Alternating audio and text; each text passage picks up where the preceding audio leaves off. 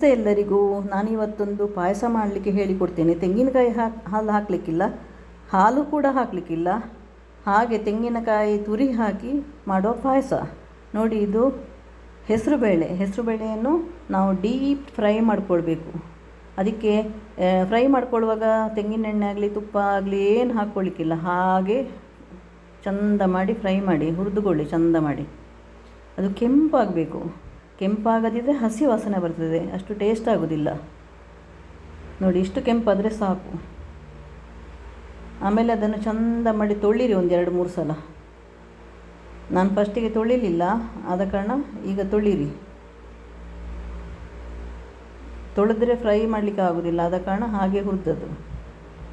ನೋಡಿ, ಈಗ ಒಂದು ಕುಕ್ಕರಿಗೆ ಅದನ್ನು ಹಾಕಿ ಎಷ್ಟು ಬೇಯಲಿಕ್ಕೆ ನೀರು ಬೇಕೋ ನಿಮಗೆ ಅಂದಾಜಾಗ್ತದಲ್ಲ ಅಷ್ಟು ನೀರನ್ನು ಹಾಕ್ಕೊಳ್ಳೋದು. ಬೇರೆ ಬೇಳೆ ಎಲ್ಲ ಬೇಯಿಸುವಾಗ ನಾವು ನೀರು ಹಾಕ್ತೇವಲ್ಲ ಅಷ್ಟು ನೀರು ಹಾಕಿದರೆ ಆಯಿತು.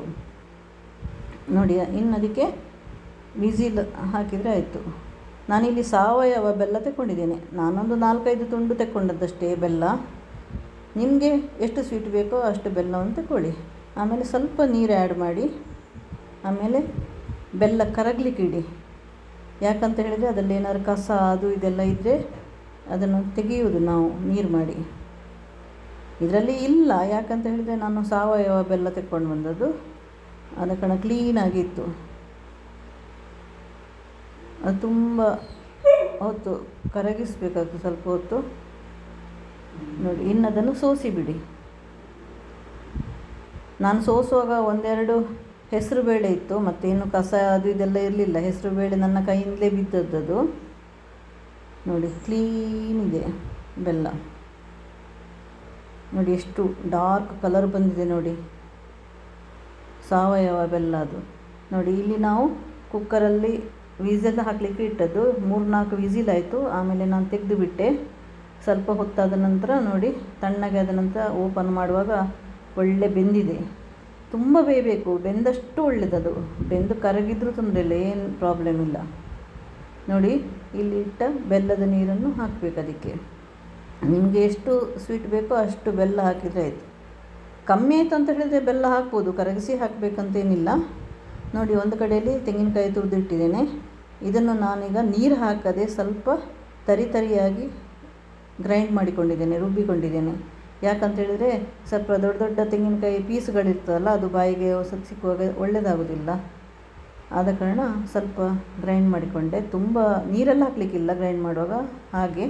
ಆಮೇಲೆ ನೋಡಿ, ಇಲ್ಲಿ ಬೆಂದ ಹೆಸರು ಕಾಳಿಗೆ ನಾನು ಅಕ್ಕಿ ಒಟ್ಟಿಗೆ ಹಾಕಲಿಲ್ಲ. ಅಕ್ಕಿ ಒಟ್ಟಿಗೆ ಹಾಕಬೇಕಿತ್ತು, ಆದರೆ ನಾನು ಅನ್ನ ಮಾಡಿದ್ದಿತ್ತು, ಅದೇ ಕಾರಣ ಅದಕ್ಕೆ ಆ್ಯಡ್ ಮಾಡಿದೆ, ಸೇರಿಸಿಕೊಂಡೆ. ಯಾವುದಕ್ಕೆ? ಹೆಸರುಬೇಳೆಗೆ.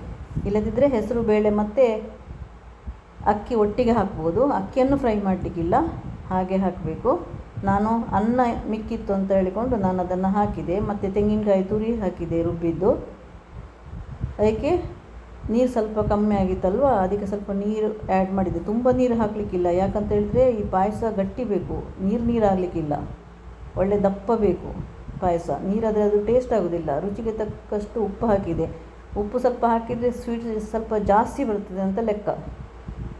ನೋಡಿ, ಇನ್ನು ನಾವು ಕುದಿಲಿಕ್ಕೆ ಬಿಡಬೇಕು. ಚಂದ ಮಾಡಿ ಎಲ್ಲ ಮಿಕ್ಸ್ ಮಾಡಿ ಕುದಿಸಬೇಕು. ಸೌಟ ಹಾಕಿ ತಿರುಗಿಸ್ತಾ ಇರಬೇಕು, ಇಲ್ಲದ್ರೆ ಅಡಿ ಹಿಡಿತದೆ. ಅದಕ್ಕೆ ನಾನೊಂದು 4-5 ಚಮಚ ತುಪ್ಪ ಹಾಕಿದೆ. 4-5 ಚಮಚ ಅಂದರೆ ಒಂದು 100 ಗ್ರಾಮ್ ತುಪ್ಪ ಹಾಕಿದರೆ ಒಳ್ಳೆಯದೇ. ತುಪ್ಪ ಹಾಕಿದಷ್ಟು ಟೇಸ್ಟ್ ಜಾಸ್ತಿ. ಇದಕ್ಕೆ ಉಂಟಲ್ಲ, ಏಲಕ್ಕಿ, ಗೇರು ಬೀಜ ಎಲ್ಲ ಹಾಕ್ಬೋದು, ಡ್ರೈ ಫ್ರೂಟ್ಸ್ ಎಲ್ಲ ಹಾಕ್ಬೋದು. ಆದರೆ ನಾನು ಹಾಕಲಿಲ್ಲ, ಯಾಕಂತ ಹೇಳಿದರೆ ನನಗೆ ಹಾಕದೇ ಇಷ್ಟ. ಯಾಕಂತ ಹೇಳಿದರೆ ತುಪ್ಪದ ಪರಿಮಳ ಎಲ್ಲ ಅದು ಹಾಕಿದರೆ ಹೋಗ್ತದೆ. ಆದ ಕಾರಣ ನಾನು ಹಾಗೆ ಬೇಯಿಸ್ಲಿಕ್ಕೆ ಇಟ್ಟೆ. ನೋಡಿ, ಎಲ್ಲ ಚಂದ ಮಾಡಿ ಕುದಿಬೇಕದು. ಆಯಿತು, ನಮ್ಮ ಪಾಯಸ ರೆಡಿ ಆಯಿತು. ನೋಡಿ, ಎಷ್ಟು ಟೇಸ್ಟ್ ಆಗಿದೆ ಅಂತ ಹೇಳಿದರೆ ಉಂಟಲ್ಲ, ಭಾರಿ ಟೇಸ್ಟ್ ಆಗಿದೆ. ಇದನ್ನೊಮ್ಮೆ ನೀವು ಸಹ ಮಾಡಿ ನೋಡಿ. ಎಲ್ಲ ಮನೆ ಮಕ್ಕಳಿಗೆಲ್ಲ ಖುಷಿ ಆಗ್ತದೆ.